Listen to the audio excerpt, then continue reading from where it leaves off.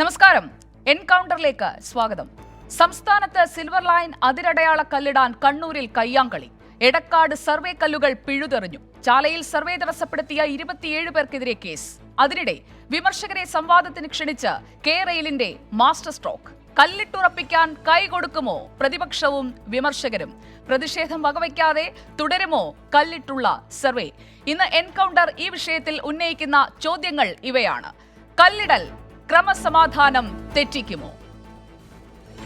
എതിർപ്പ് അവസാനിപ്പിക്കുമോ സംവാദം? സിൽവർ ലൈനിൽ സംഭവിക്കുന്നതെന്ത്? സർക്കാരിന് ഈ വിഷയത്തിൽ പിടിവാശിയുണ്ടോ? പ്രതിപക്ഷത്തിന് രാഷ്ട്രീയ ലക്ഷ്യമുണ്ടോ എതിർപ്പിന് പിന്നിൽ? ഇപ്പോഴുയരുന്ന സംശയങ്ങൾ തികച്ചും സാങ്കേതികം മാത്രമാണോ? നാട്ടുകാരുടെ ആശങ്ക തീർക്കുമോ സർക്കാർ? ഏറ്റവും പ്രധാനപ്പെട്ട ചോദ്യം അതുതന്നെയാണ്. അതിലൂന്നിയാണ് ഇന്നത്തെ ചർച്ച. സ്വാഗതം.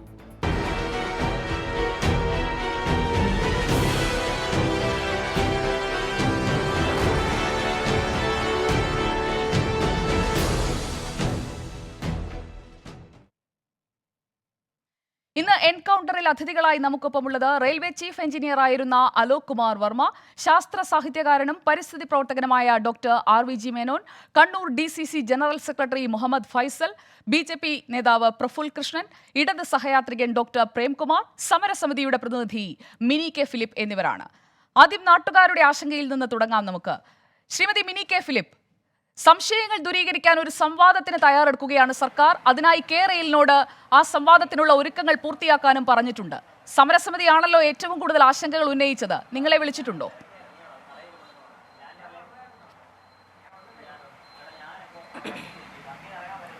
ഇത് സമരസമിതിയെ ചർച്ചയ്ക്ക് വിളിച്ചിട്ടില്ല.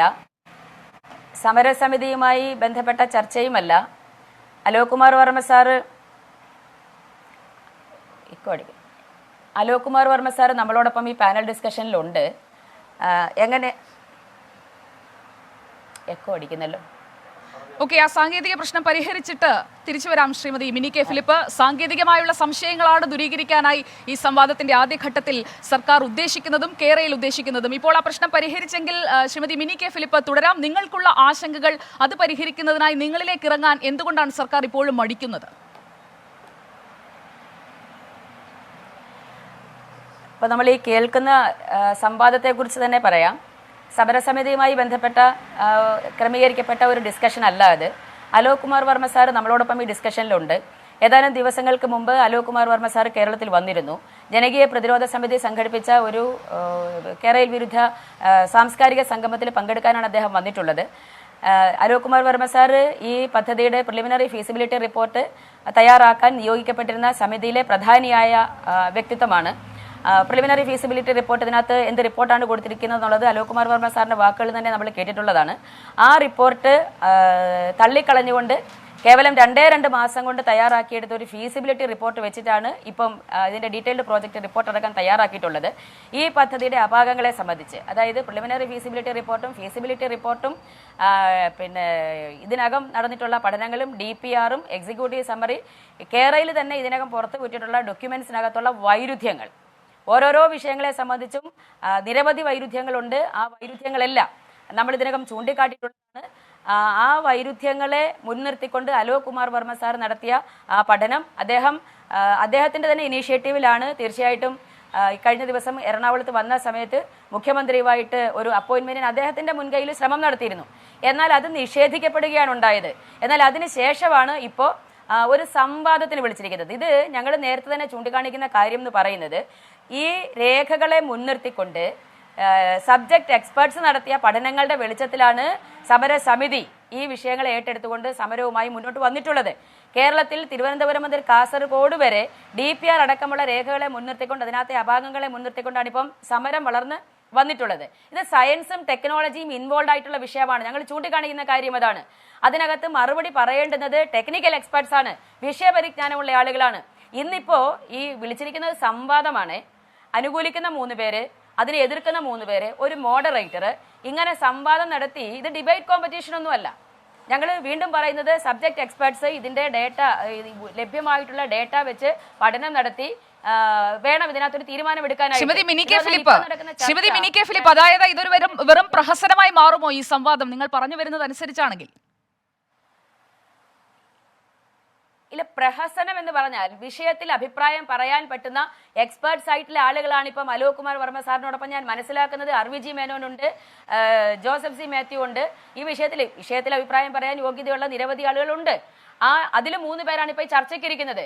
ഈ പദ്ധതിയെ സംബന്ധിച്ച് നടക്കുന്ന ചർച്ച, അതിന്റെ അപാകങ്ങൾ മുഖ്യമന്ത്രി അടക്കമുള്ള ആളുകൾക്ക് മനസ്സിലാക്കാൻ സാധിക്കണം. ആ നിലയിൽ ശേഷിയുള്ള ആളുകളാണ് ചർച്ചയ്ക്കകത്തിരിക്കുന്നത്. മറ്റൊന്ന്, തിരുവനന്തപുരത്ത് പൗരപ്രമുഖരുമായിട്ടുള്ള യോഗം ഉദ്ഘാടനം ചെയ്തുകൊണ്ട് മുഖ്യമന്ത്രി പറഞ്ഞത് 2018 ആസൂത്രണം ചെയ്തു തുടങ്ങിയ ഒരു പദ്ധതി എന്നാണ്. ഈ ചർച്ച ഇപ്പോഴല്ല നടക്കേണ്ടിയിരുന്നത്. ഇത് പദ്ധതിയുമായിട്ട് മുന്നോട്ട് പോകുന്നതിന് മുൻപ് നടക്കേണ്ടിയിരുന്ന ഒരു ചർച്ചയാണ്. അതിന് തയ്യാറെടുത്തിട്ടില്ല, അതിന് മുന്നോട്ട് വന്നിട്ടുമില്ല. ഇത് കഴിഞ്ഞ 2 വർഷമായിട്ട് ജനങ്ങൾ ലഭ്യമായിട്ടുള്ള വിവരങ്ങളെ മുൻനിർത്തിക്കൊണ്ട് നടത്തിക്കൊണ്ടിരിക്കുന്ന പ്രക്ഷോഭണം, ഇത് ജനങ്ങളെ കബളിപ്പിച്ച് കല്ലിടാൻ വേണ്ടിയിട്ട് നടത്തിയ പരിശ്രമം, അതെല്ലാം പരാജയപ്പെട്ടു. ഭൂമി ഏറ്റെടുക്കാൻ വേണ്ടിയിട്ട് കല്ലിട്ട് തുടങ്ങിയിട്ടും എന്താണ് പറഞ്ഞത്? സാമൂഹ്യ ഭൂമി ഏറ്റെടുക്കുമെന്ന് എവിടെയാണ് പറഞ്ഞിട്ടുള്ളത്? ശ്രീമതി മിനി കെ ഫിലിപ്പ്, ഭൂമി ഏറ്റെടുക്കുമെന്ന് എവിടെയാണ് പറഞ്ഞിട്ടുള്ളത്? നിരവധി രേഖകൾ ഞങ്ങൾക്ക് ചൂണ്ടിക്കാണിച്ചു തരാൻ പറ്റും. ഞാൻ അതിനൊരു മറുപടിക്കായി പോവുകയാണ്. നമുക്ക് ആ രേഖകൾ പരിശോധിക്കാം. ശ്രീമതി മിനി കെ ഫിലിപ്പ്, നമുക്ക് 9 മണി വരെ സമയമുണ്ട്. അതിനിടയിൽ ആ രേഖയെ കുറിച്ച് സൂചിപ്പിച്ചാൽ മതി. ഡോക്ടർ പ്രേംകുമാർ, ഇതാണ് സമരസമിതി സ്ഥിരമായി പറഞ്ഞുകൊണ്ടിരിക്കുന്ന കാര്യം. എന്താണ് മറുപടി? ആദ്യം ഞാൻ ഈ ചർച്ചയുടെ പാനലിനെ പറ്റി ഒരു ക്ലാരിറ്റി വരുത്താൻ വേണ്ടിട്ട്, മിനി കെ ഫിലിപ്പ് സമരസമിതിയുടെ നേതാവാണോ നാട്ടുകാരിയാണോ? സമരസമിതിയുടെ നേതാവാണ്. സമരസമിതിയുടെ നേതാവാണ്. നാട്ടുകാരി ആളില്ല. പിന്നെ അലോക് കുമാർ ശരിയാണ്. ഞാൻ സുജയോടാണ് ചോദിച്ചത്. ഓക്കെ, ഡോക്ടർ പ്രേംകുമാർ, എന്താണ് അങ്ങയുടെ സംശയം? സമരസമിതിയുടെ മുൻനിരയിലുള്ള ആളെന്ന നിലയിലാണ് ശ്രീമതി മിനി കെ ഫിലിപ്പ് ഇന്ന് ഈ ചർച്ചയിൽ പങ്കെടുക്കുന്നത്. ക്ലിയർ. ഞാൻ കേട്ടതിലുള്ള പ്രശ്നം, ഞാൻ നാട്ടുകാരി എന്ന് നിങ്ങൾ പറഞ്ഞത് എനിക്ക് സംശയം ഉണ്ടായി. ഇനി ഒന്നാമത് ഞാൻ പറയട്ടെ, നാട്ടുകാരുടെ ആശങ്ക പരിഹരിക്കുമോ എന്ന് ഞാനൊന്ന് ചോദിച്ചിരുന്നു. നാട്ടുകാരുടെ ആശങ്ക കൂടി പരിഹരിക്കേണ്ടേ സാങ്കേതികമായുള്ള സംശയം തീർക്കുന്നതിനൊപ്പം എന്ന് ഞാൻ ചോദിച്ചിരുന്നു. ശരി, ക്ലിയർ. അതായത് സിൽവർ ലൈനുമായിട്ട് ബന്ധപ്പെട്ട് ഇഷ്ടംപോലെ ഡിബേറ്റുകൾ നടന്നുകൊണ്ടിരിക്കുന്നുണ്ട്. കഴിഞ്ഞ 1 വർഷമായിട്ട് വളരെ സജീവമായിട്ട് ഇന്നിപ്പം നമ്മൾ നടത്തുന്ന ഡിബേറ്റ് തന്നെയാണ്. അതുപോലുള്ള ഒരു ഡിബേറ്റ് തന്നെയാണ് ഗവൺമെന്റിന്റെ ഇനീഷ്യേറ്റീവിൽ മസ്കറ്റ് ഹോട്ടലിൽ വെച്ച് 28-ാം തീയതി നടക്കുമെന്ന് പറയുന്നത്. അതിൽ 3 പേര് സിൽവർ ലൈൻ പ്രോജക്റ്റിലുള്ള പ്രശ്നങ്ങൾ കാര്യമായിട്ട് ഫോക്കസ് ചെയ്യുന്ന ആളുകളാണ്. Alok Kumar Varma, RVG Menon, James C Mathew. ഞാൻ മനസ്സിലാക്കുന്നത് വേറെ 3 പേര് ഓഫ്കോഴ്സ് KRDCL ഭാഗത്തു നിന്നായിരിക്കാം. ഒരു ഡിസ്കഷൻ, ഒരു ഡിബേറ്റ് ആണ് നടക്കുന്നത്. ആ ഡിബേറ്റ് നടക്കുന്ന വാർത്ത വരുമ്പോൾ സുജയ പർവ്വതി ചോദിക്കുകയാണ്, ഇതൊരു ഫാൾസ് ആകുമോ, ഇതൊരു അർത്ഥമില്ലാത്ത കാര്യമാകുമോ? എങ്ങനെയാണ് സൂര്യ ഒരു ഡിബേറ്റ് അർത്ഥമില്ലാത്തതാവുക? ഒരു കാര്യത്തെ പറ്റി തർക്കം ഉണ്ടാവുമ്പോൾ അതിന്റെ 2 വേർഷൻ കേൾക്കുന്ന ഒരു മോഡറേറ്റർ ഉണ്ടാവുന്നു. 28-ാം തീയതി നടക്കുന്ന ചർച്ച അർത്ഥമല്ലാതാകുമോ എന്ന് നിങ്ങൾ ഇപ്പൊ തന്നെ ചോദിക്കുകയാണ്. എന്താണ് അതിന്റെ ഡോക്ടർ പ്രേംകുമാർ, ഇന്ന് കണ്ണൂരിൽ കല്ലിടാൻ പോയില്ലേ? എന്താണ് കണ്ടത്? ജനങ്ങളുടെ ആശങ്ക, കണ്ണൂരിൽ ഇന്നലെ കല്ലിടാൻ പോയപ്പോഴും ഇന്ന് കല്ലിടാൻ പോയപ്പോഴും എന്താണ് കണ്ടത്? ഇടവേളയ്ക്ക് ശേഷം സിൽവർ ലൈൻ കല്ലിടൽ പുനരാരംഭിച്ചല്ലോ. ആ പുനരാരംഭിച്ചപ്പോൾ എന്താണ് കണ്ടത്?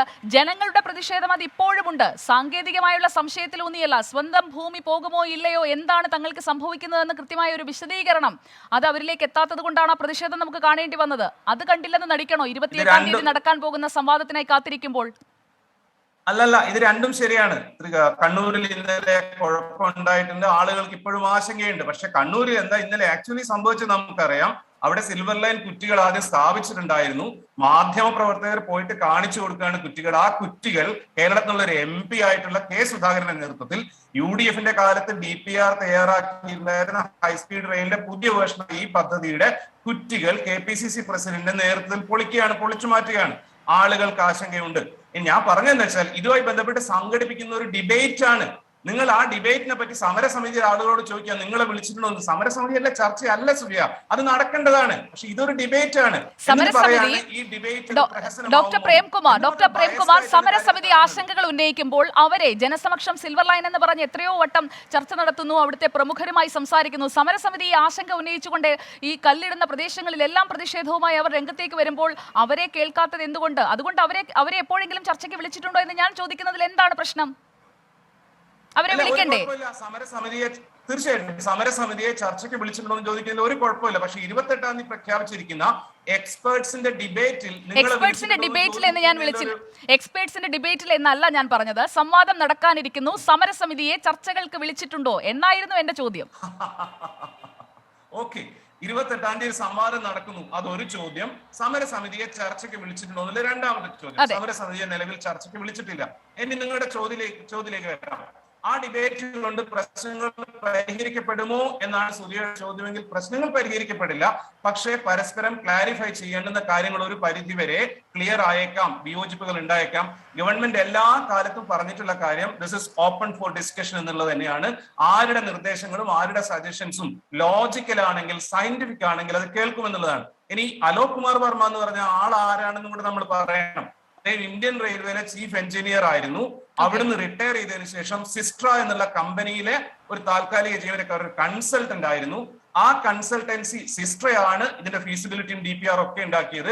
സിസ്ട്രയെ കേരള ഗവൺമെന്റ് KRDCയിൽ ഏൽപ്പിച്ച പണി ചെയ്യാൻ വേണ്ടി സിസ്ട്ര അലോക് കുമാർ വർമ്മയെ ഏൽപ്പിച്ചു. അദ്ദേഹം ഒരു അലൈൻമെന്റ് ഉണ്ടാക്കി. ആ അലൈൻമെന്റ് പ്രകാരം എറണാകുളത്തെ സ്റ്റേഷൻ വരുന്ന സുഭാഷ് പാർക്കിൽ അലൈൻമെന്റ് സിസ്ട്ര റിജക്ട് ചെയ്തു. സിസ്ട്ര വേണ്ടെന്ന് വെച്ചു. മാത്രമല്ല അലോക് കുമാർ വർമ്മയുടെ കോൺട്രാക്ട് നിർത്തുകയും ചെയ്തു. അദ്ദേഹം സിസ്ട്രയിൽ നിന്ന് പുറത്തായി. അതിനുശേഷമാണ് അദ്ദേഹം പറയുന്നത് ഞാൻ ഉണ്ടാക്കിയ അലൈൻമെന്റ് ആയിരുന്നു നല്ല അലൈൻമെന്റ്, ആ അലൈൻമെന്റിൽ തന്നെ പോകണമെന്നുള്ളത്. അപ്പൊ അദ്ദേഹത്തിന്റെ താല്പര്യങ്ങൾ, അദ്ദേഹം ഒരു ന്യൂട്രൽ സ്റ്റാൻഡ് എടുക്കുന്ന ആളല്ല എന്ന് ഓഡിയൻസ് മനസ്സിലാക്കേണ്ട കാര്യം ഉണ്ട്. അയാൾ ഈ പ്രൊജക്ടിന്റെ ഭാഗമായിരുന്നു. അദ്ദേഹത്തിന്റെ കോൺസെപ്റ്റ് സിസ്ട്രയാണ് തള്ളിയിട്ടുള്ളത്. അപ്പൊ എന്റെ കോൺസെപ്റ്റാണ് ശരി എന്ന് വാശി വെച്ചുകൊണ്ടിരിക്കുന്ന ഒരു മനുഷ്യനാണ് അദ്ദേഹം. ഓക്കെ, ശ്രീ പ്രഫുൽ കൃഷ്ണ, സമരവേദിയിൽ BJP വളരെ സജീവമായുണ്ട്. പക്ഷേ ഇപ്പോൾ സർക്കാർ ക്രിയാത്മകമായ ഒരു സംവാദത്തിനുള്ള തുടക്കമിടുകയാണ്. അവിടെയും നിങ്ങൾ ഈ ശ്രീധരനെ കണ്ടില്ലല്ലോ എന്ന് BJP അനുകൂല ഹാൻഡിലുകളിൽ നിന്നൊക്കെയുള്ള വിമർശനങ്ങൾ ഉയരുന്നത് കണ്ടു. ക്രിയാത്മകമായ ഒരു സംവാദം നടക്കുന്നതിനെ പോലും തള്ളിക്കളയുകയാണോ BJP? സുജയ, സർക്കാർ ആദ്യം ചെയ്യേണ്ട പണി അവസാനമാണ് ചെയ്യുന്നത് എന്നുള്ളതാണ് ഇവിടുത്തെ പ്രശ്നം. കാരണം സർക്കാർ ചെയ്തുകൊണ്ടിരിക്കുന്നത് മുഖ്യമന്ത്രി ഉൾപ്പെടെ പൗരപ്രമുഖരുമായിട്ട് ചർച്ച നടത്തി. ആ ചർച്ച കൊണ്ട് എന്ത് ഗുണമാണ് ഉണ്ടായിട്ടുള്ളത്? ഇവിടെ മിനീഫ് കെ ഫിലിപ്പിനെ പോലെ ആയിരക്കണക്കിന് പേർ സമരരംഗത്ത് ആശങ്കാകുലരായിട്ടുള്ള ആളുകളുണ്ട്. അത്തരം ആളുകളെ അഡ്രസ്സ് ചെയ്യാൻ ഇതുവരെയായിട്ടും സർക്കാർ തയ്യാറാവുന്നില്ലല്ലോ. ഇവിടെ ഇപ്പോൾ ഇന്ന് 2-3 എക്സ്പേർട്സുമായിട്ട് ചർച്ച ചെയ്യുന്നു. അലോക് വർമ്മ അതിൻ്റെ പ്രാഥമിക റിപ്പോർട്ട് തയ്യാറാക്കാൻ വേണ്ടിയിട്ടുള്ള ആളായിരുന്നു. അദ്ദേഹവുമായിട്ട് ഡിസ്കഷൻ സംഘടിപ്പിക്കുന്നു, നല്ലത് തന്നെ. പക്ഷെ നമ്മൾ നോക്കേണ്ടത് കേരളത്തിൽ ഇത്തരത്തിലുള്ള ഡിസ്കഷൻ നടക്കുമ്പോൾ മെട്രോമാൻ അത്ര വലിയ മോശക്കാരനാണോ? അദ്ദേഹം BJPയിൽ അംഗത്വം എന്നുള്ളത് ശരി. നിങ്ങൾ കൃഷ്ണ, പങ്കെടുക്കുന്നവരപ്പോൾ മോശക്കാരാണോ? പങ്കെടുക്കുന്നവർ മൂന്ന് പേരും 3 രീതിയിൽ ഈ പ്രോജക്ടിന്റെ പ്രശ്നങ്ങൾ എന്തൊക്കെയാണെന്ന് ചൂണ്ടിക്കാണിച്ചവരാണ്. അനുകൂലിക്കുന്നവരും പ്രതികൂലിക്കുന്നവരും തമ്മിൽ ഒരേപോലെ അവർക്ക് സമയം കൊടുത്ത് അങ്ങനെയല്ലേ ആരോഗ്യകരമായ ഒരു സംവാദം നടക്കേണ്ടത്? നമ്മളിപ്പോൾ നടത്തുന്ന സംവാദത്തിലും അങ്ങനെ തന്നെയല്ലേ? അല്ല സുജയ, ആരോഗ്യകരമായിട്ടുള്ള സംവാദം നടക്കട്ടെ. ഒരു കേരളയിലെ പറ്റി കേരളത്തിൻ്റെ ഇത്രയും 1 ലക്ഷം കോടിക്ക് മേലെ പദ്ധതി വിഹിതം വരുന്ന ഒരു പദ്ധതി നടപ്പിലാക്കുമ്പോൾ ആ പദ്ധതിയുടെ കാര്യങ്ങളെ പറ്റിയിട്ട് മെട്രോമാൻ ഈ ശ്രീധരനോട് അഭിപ്രായം ചോദിച്ചില്ലെങ്കിൽ കേരളത്തിൽ ആരോടാണ് പിന്നെ അഭിപ്രായം ചോദിക്കേണ്ടത്? ഇന്ത്യയിൽ ആരോട് അഭിപ്രായം ചോദിക്കേണ്ടത്? കൊങ്കൺ റെയിൽവേ ഉൾപ്പെടെ, ഡൽഹി മെട്രോ ഉൾപ്പെടെ, കൽക്കത്ത മെട്രോ ഉൾപ്പെടെ, തകർന്നുപോയ പാമ്പം പാലത്തിൻ്റെ പുനരുദ്ധാരണം ഉൾപ്പെടെ നടപ്പിലാക്കിയിട്ടുള്ള ഒരു മനുഷ്യൻ അദ്ദേഹത്തോട് അഭിപ്രായം ചോദിക്കുന്നില്ല. ചോദിക്കേണ്ട ഒരു നിർബന്ധമില്ല, ചോദിക്കണം എന്നൊരു നിർബന്ധമില്ല. നോക്കൂ, അലോക് വർമ്മ വലിയ മോശക്കാരനാണെന്നാണ് മിസ്റ്റർ പ്രേംകുമാർ പറഞ്ഞുകൊണ്ടിരിക്കുന്നത്. അലോക് വർമ്മ സിസ്റ്ററുമായി പറഞ്ഞതിന്റെ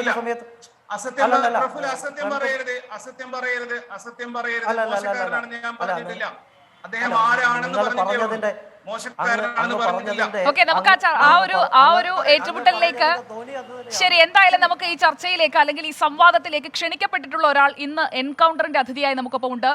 ഡോക്ടർ RVG മേനോൻ. അദ്ദേഹത്തെക്കുറിച്ച് നിങ്ങൾക്ക് രണ്ടുപേർക്കും എതിരഭിപ്രായം ഉണ്ടാവില്ല എന്നാണ് ഞാൻ കരുതുന്നത്. കാരണം അദ്ദേഹത്തിന്റെ വീക്ഷണമായാലും അദ്ദേഹം മുന്നോട്ട് വയ്ക്കുന്ന ആശയധാരയായാലും. എനിക്ക് അദ്ദേഹത്തിലേക്ക് പോകാമോ? അദ്ദേഹം വളരെ കുറച്ച് സമയമേ നമുക്കൊപ്പമുള്ളൂ. അതുകൊണ്ട് ഞാൻ അദ്ദേഹത്തിലേക്ക് ഒന്ന് പോയിട്ട് തിരികെ എത്താം. ഡോക്ടർ പ്രേംകുമാർ, അങ്ങയിലേക്ക് തന്നെ ഞാൻ തിരികെ എത്താം. നിങ്ങൾ തമ്മിലുള്ള ഈ സംഭാഷണം നമുക്ക് തുടരുകയും ചെയ്യാം. ഡോക്ടർ RVG മേനോൻ, അങ്ങ് കുറച്ച് സമയമേ ഈ സംഭാഷണത്തിൽ അല്ലെങ്കിൽ ഈ സംവാദത്തിലുള്ളൂ. അതുകൊണ്ടാണ് ഞാൻ അവരിൽ നിന്ന് താങ്കളിലേക്ക് പെട്ടെന്ന് എത്തിയത്.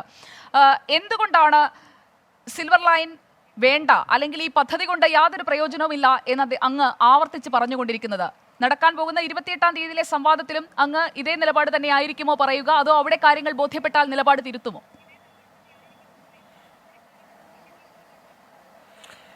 വാസ്തവത്തിൽ നമ്മൾ ചർച്ച ചെയ്യേണ്ടത് ഈ സിൽവർ ലൈൻ അല്ലെങ്കിൽ അതിവേഗ പാത എങ്ങനെ ഇടണം എന്നുള്ളതല്ല, കേരളത്തിൻ്റെ റെയിൽവേ വികസനമാണ്. കേരളത്തിൻ്റെ റെയിൽവേ വികസനത്തിൽ ഏറ്റവും മുൻഗണന ഉണ്ടാകേണ്ടത് നിലവിലുള്ള തെക്ക് വടക്ക് പാതയുടെ ഇരട്ടിപ്പിക്കലിനാണ്. അത് കോട്ടയം വഴിയുള്ള പാതയിൽ ചിങ്ങവനത്ത് നിന്ന് ഏറ്റുമാനൂര് വരെയുള്ള ഭാഗം എത്രയോ നാളായിട്ട് മുടങ്ങിക്കിടക്കുകയായിരുന്നു. അതിപ്പോൾ തീരാറായി. ആലപ്പുഴ വഴിയുള്ളതാണ് എങ്കിൽ അമ്പലപ്പുഴയ്ക്ക് വടക്കോട്ട് ഒന്നുമായിട്ടില്ല. ഇതിന് പുറമെ ഷൊർണൂരിൽ പാലത്തിനോട് ചേർന്ന് അപ്പുറവും ഇപ്പുറവും കുറച്ച് ഭാഗം ഇനിയും ഇരട്ട പാത പൂർത്തിയാക്കാനുണ്ട്. ഇത് ചെയ്യുകയാണ് ഏറ്റവും വലിയ മുൻഗണന വേണ്ടത്.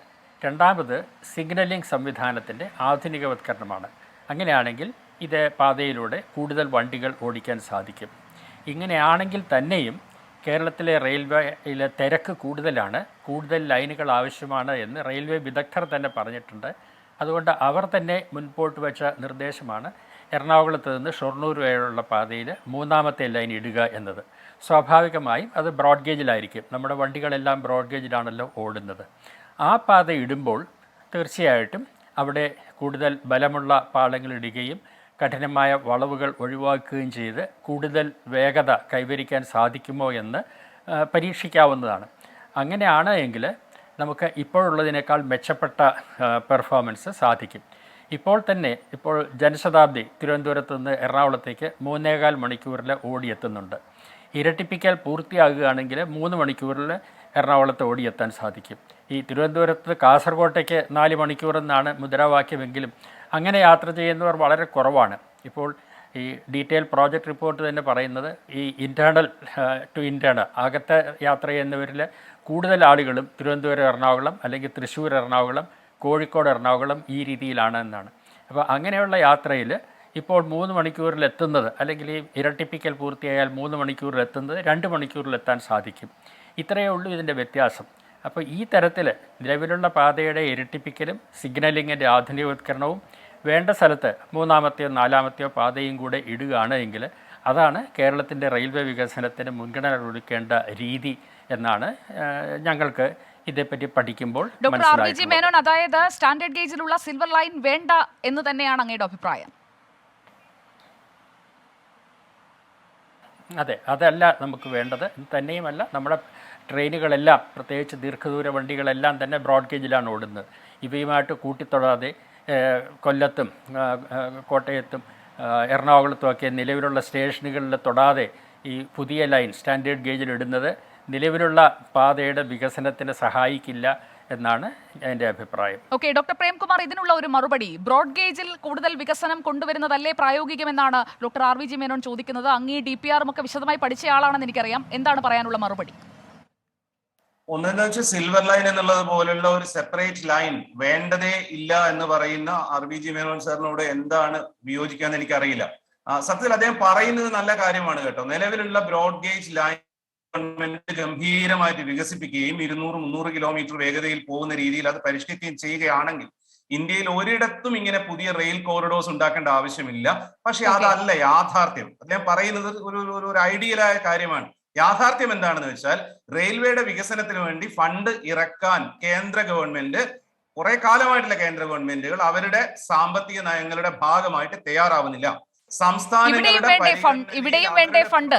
ഈ ഫണ്ട് കണ്ടെത്തുന്നതിലും എളുപ്പമല്ലേ നമ്മൾക്ക് നിലവിലുള്ള വികസനം എന്നുള്ള ചോദ്യം അവിടെ ബാക്കി നിൽക്കുന്നുണ്ട്. സിൽവർ ലൈനായുള്ള അതിരടയാള കല്ലിടൽ പ്രതിഷേധമായി മാറുന്ന സാഹചര്യം വീണ്ടും കാണുന്നു നമ്മൾ. അതോടൊപ്പം സംവാദത്തിന് തയ്യാറെടുക്കുകയാണ് സർക്കാരും കേരളയിലും. ഡോക്ടർ ആർ.വി.ജി. മേനോൻ, വികസനം വേണ്ട എന്നുള്ള അഭിപ്രായം അങ്ങേക്കുണ്ടോ? അപ്പോൾ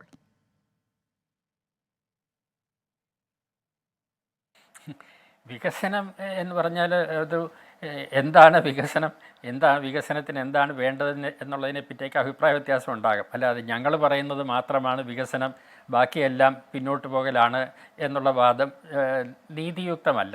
ഇവിടെ പ്രായോഗിക പ്രശ്നമാണോ? ഇവിടെ പ്രായോഗിക പ്രശ്നമാണോ അങ്ങേ? ഇവിടെ പ്രായോഗിക പ്രശ്നമാണോ അങ്ങ് ഇതിനെ എതിർക്കാനുള്ള പ്രധാനപ്പെട്ട കാരണം? ഒരു എതിർപ്പിന് ഒരു കാരണം ഉണ്ടാകുമല്ലോ. എന്താണ് അങ്ങയുടെ എതിർപ്പിന്റെ മൂല കാരണം? ഇതിനല്ല മുൻഗണന കൊടുക്കേണ്ടതായിട്ടുള്ള ഒരു പദ്ധതി കൊണ്ടുവന്നിട്ട് അതിൻ്റെ പേരിൽ ഒരുപാട് കോൺട്രവേഴ്സി ഉണ്ടാകുക, ഒരുപാട് പേരെ ദ്രോഹിക്കുക, ആവശ്യമില്ലാത്ത വാഗ്വാദങ്ങൾക്ക് വഴിവെക്കുക, ഇതൊന്നും വേണ്ട. ഈ തെക്കുവടക്ക് പാതയുടെ ഇരട്ടിപ്പിക്കൽ എന്നുള്ളത് റെയിൽവേ അംഗീകരിച്ചിട്ടുള്ളതാണ്. അതിനുവേണ്ടി അവർ പണം മുടക്കുന്നതാണ്. സംസ്ഥാന സർക്കാർ അത് അംഗീകരിച്ചിട്ടുണ്ട്. അത് അതിവേഗം നടപ്പാക്കുക. എറണാകുളം ഷൊർണൂർ മൂന്നാമത്തെ പാത എന്നുള്ളത് റെയിൽവേ അംഗീകരിച്ചതാണ്. അതിനുവേണ്ടി അവർ 1500 കോടി രൂപ പ്രൊവൈഡ് ചെയ്തിട്ടുള്ളതാണ്. അപ്പോൾ അവർ ഫണ്ട് തരില്ല എന്ന് പറയുന്നതൊന്നും ശരിയല്ല.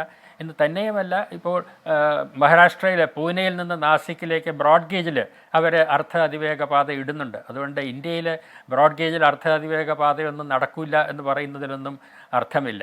വാസ്തവത്തിൽ അർദ്ധ അതിവേഗ പാത ബ്രോഡ് ഗേജിൽ നമ്മുടെ ഇൻ്റഗ്രൽ കോച്ച് ഫാക്ടറി അതിനുള്ള വണ്ടികൾ ഉണ്ടാക്കുന്നുണ്ട്. അതിനെ വിദേശത്ത് നിന്ന് ഇറക്കുമതി ചെയ്യുന്നതിനേക്കാളും 25% ചെലവും കുറവാണ്. Okay, doctor R V G Menon, എനിക്ക് മനസ്സിലാകാത്തത് ഒരു കാര്യമാണ്, എൻ്റെ ഒരു സംശയമാണ്. ഇങ്ങനെയുള്ള ഇത്രയും ഓപ്ഷൻസ് ഒക്കെ മുന്നിലുള്ളപ്പോൾ എന്തുകൊണ്ട് ഈ ജയിക്ക അതോടൊപ്പം സിൽവർ ലൈൻ ഇതിനുവേണ്ടി സർക്കാർ വാശി പിടിക്കണം? സർക്കാരിന് അപ്പോൾ മറ്റെന്തെങ്കിലും ലക്ഷ്യമുണ്ടോ? ജയിക്കയ്ക്കുള്ള ലക്ഷ്യം നമുക്ക് മനസ്സിലാക്കാം. അവരെ നമുക്ക് കടം തരുന്നത് നമ്മൾ നന്നാവാനല്ല, അവരുടെ ആവശ്യമാണ്. അവർ കടം തരുന്നത് അവരുടെ ടെക്നോളജിയും അവരുടെ സാധനങ്ങളും നമ്മൾ വാങ്ങാനാണ്. അതുകൊണ്ടാണ് അവർ കടം തരുന്നത്. നമ്മളത് സ്വീകരിക്കണോ വേണ്ടോ എന്ന് നമ്മളാണ് തീരുമാനിക്കേണ്ടത്. നമ്മൾ അതിനല്ല മുൻഗണന കൊടുക്കേണ്ടതെങ്കിൽ ജെയ്ക്കയുടെ കടം എടുക്കണ്ട. അതിന് പകരം റെയിൽവേ തന്നെ പണം മുടക്കുന്നതും കേരളിന് മറ്റു വിധത്തിലും അവർ കടമെടുക്കുന്നുണ്ടല്ലോ, കിഫ്ബിയിൽ നിന്നൊക്കെ കടമെടുക്കുന്നുണ്ടല്ലോ. ആ രീതിയിൽ ഈ മൂന്നാമത്തെ പാതയുടെ അധിക ചെലവിൻ്റെ ഒരു ഭാഗം ഞങ്ങൾ വഹിക്കാം എന്ന് അവർ പറയുകയാണെങ്കിൽ ആ രീതിയിലുള്ള ഒരു ബദൽ പഠിക്കാവുന്നതാണ്. വാസ്തവത്തിൽ ബദലുകൾ പഠിക്കുക എന്നുള്ളത് ഒരു ഡീറ്റെയിൽ പ്രോജക്റ്റ് റിപ്പോർട്ടിൻ്റെ ഭാഗമാണ്. പക്ഷേ ഇപ്പോഴത്തെ DPRൽ ബദൽ എന്ന് പറഞ്ഞിരിക്കുന്നത് ബിസിനസ് ആസ് യൂഷ്വൽ എന്ന് പറഞ്ഞാൽ നിലവിലുള്ള പാതകൾ അങ്ങനെ തന്നെ കിടക്കും എന്നാണ് അവർ പറയുന്നത്. അത് ശരിയല്ല, അതല്ലല്ലോ ബദൽ.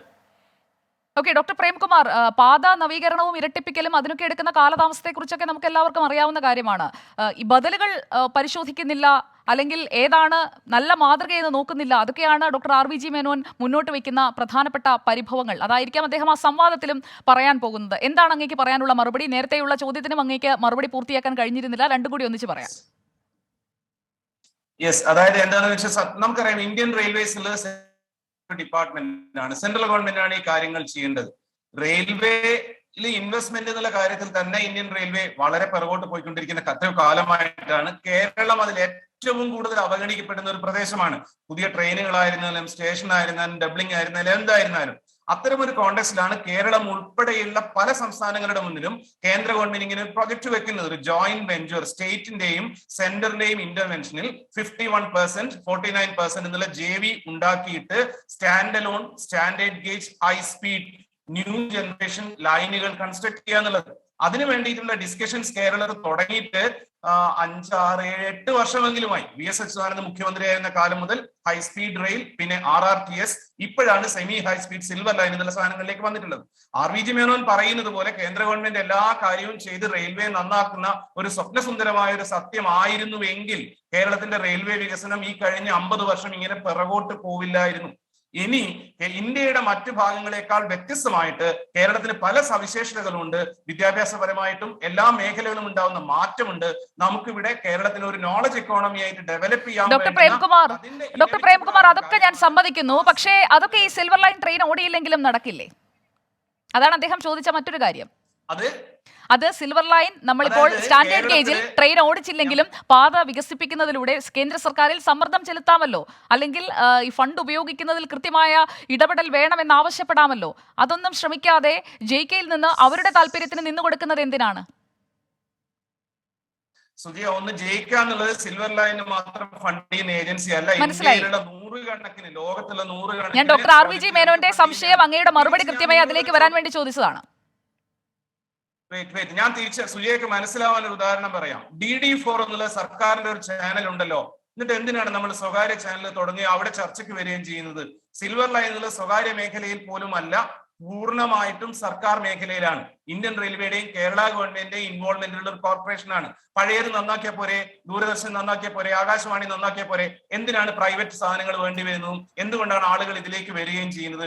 ലോകം മാറിക്കൊണ്ടിരിക്കുകയാണ്, കേരളം മാറിക്കൊണ്ടിരിക്കുകയാണ്. ഇവിടെ ഗതാഗത സംവിധാനം എന്നത്, പബ്ലിക് ട്രാൻസ്പോർട്ട് എന്നത് വളരെ എസെൻഷ്യൽ ആയ കാര്യമാണ്. അതിലേക്കുള്ള ഒരു ലീപ്പ്, ഒരു അത് ശരിയാണ്. ആ എടുത്തുചാട്ടം താഴേക്ക് വീഴ്ത്തുന്ന ഒന്നായിരിക്കുമോ എന്നുള്ള ഒരു ചോദ്യമുണ്ട്. ഡോക്ടർ പ്രേംകുമാർ, എടുത്തു ചാടുന്നത് കൊള്ളാം, പക്ഷെ മൂക്കുകുത്തി വീഴാതെ നോക്കണം എന്നുള്ള ഉപദേശം കൂടി കേട്ടൂടെ?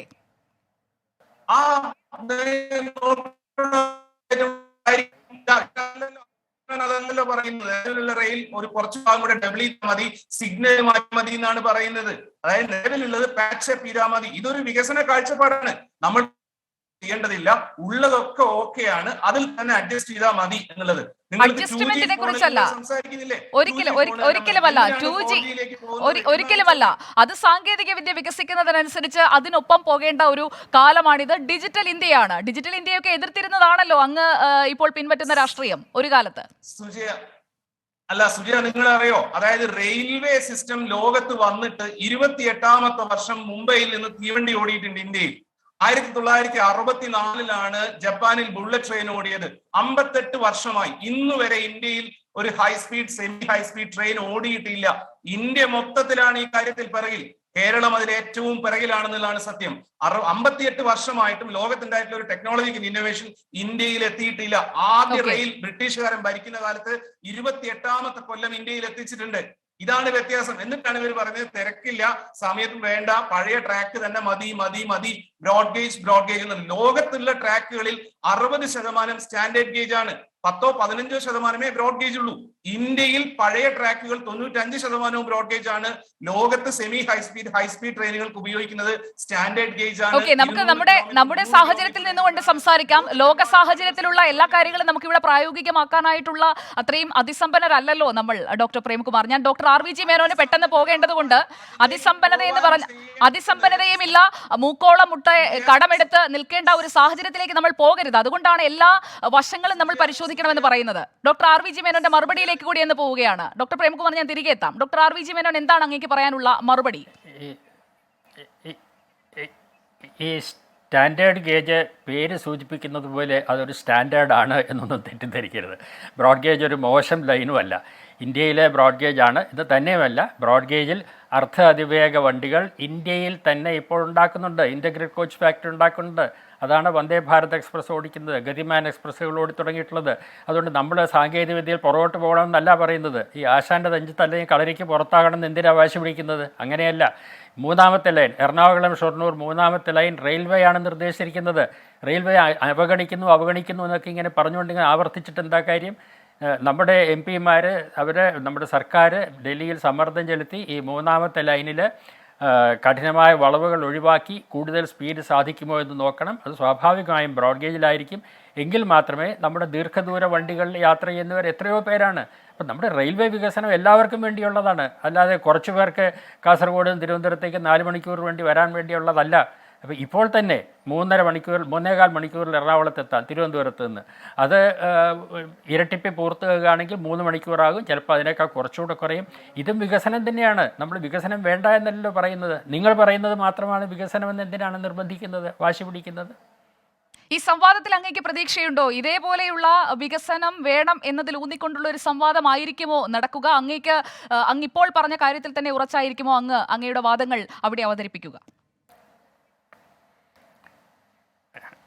തീർച്ചയായും. എനിക്ക് പറയാനുള്ളത്, ഞാൻ വളരെ ആലോചിച്ചും ഒരുപാട് പേരുമായിട്ട് സംസാരിച്ചും വായിച്ച് പഠിച്ചും ഉണ്ടാക്കിയ ഒരു അഭിപ്രായമാണ്. അത് തന്നെ ഞാൻ അവിടെ പറയും. ഇത് തന്നെയുമല്ല, ഇത്തരം വേദികളിൽ വ്യത്യസ്ത അഭിപ്രായങ്ങൾ വരുമ്പോൾ അതുകൊണ്ട് സർക്കാർ തന്നെ ഈ കാര്യത്തിൽ ഒരു പുനരാലോചന നടത്തും എന്നാണ് ഞാൻ പ്രതീക്ഷിക്കുന്നത്.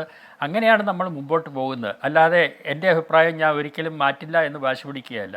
നമ്മൾ മറ്റുള്ളവർക്ക് പറയാനുള്ളതും കൂടെ കേൾക്കുക, പഠിക്കാനുള്ളത് പഠിക്കുക, മാറ്റങ്ങൾ വേണമെങ്കിൽ അത് സ്വീകരിക്കുക. അങ്ങനെയാണ് മുൻപോട്ട് പോകേണ്ടത്. ജനങ്ങളെ വിശ്വാസത്തിലെടുത്തുകൊണ്ടാണ് ഇതുപോലുള്ള കാര്യങ്ങൾ ചെയ്യേണ്ടത്.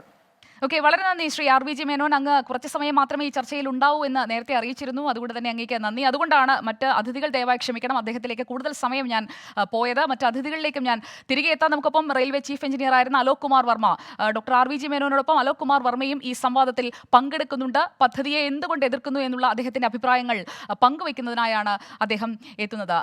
Welcome Alok Verma. Finally, the state government has decided to listen to former railway engineer, that is you, and others who raised strong objections against the technical aspects of the Silver Line project. I just wanted to confirm one thing. You have earlier alleged that the final report was prepared without the mandatory ground surveys and ridership analysis. Are you sticking on to that allegation now also? Yeah. Yeah, of course. I mean, the facts are facts. Okay, you had also said I'm that... talking about facts. So okay, facts you had don't also change. said that KRail had used inaccurate topographic data of Google Earth to draw up the Silver Line alignment. Can you clarify that? Yes, for the feasibility report. Yeah, you see what happened was that after I left, they prepared the final feasibility report. Okay. And it was on the basis of the final feasibility report that they got in principle approval of the railway board. Was So it a forceful this exit? final feasibility report was it a prepared forceful without exit? any ground, sir. Pardon? Was it a forceful exit? No. It was not. No. This is all disinformation. I was engaged by Sistra, who is the consultant for this project, to guide their team of experts. They already had team of experts assembled at Thiruvananthapuram. So they engaged me for preparing the preliminary feasibility report. That is the first feasibility report. Okay. And that work was completed. The report was signed in my presence, and the report was submitted.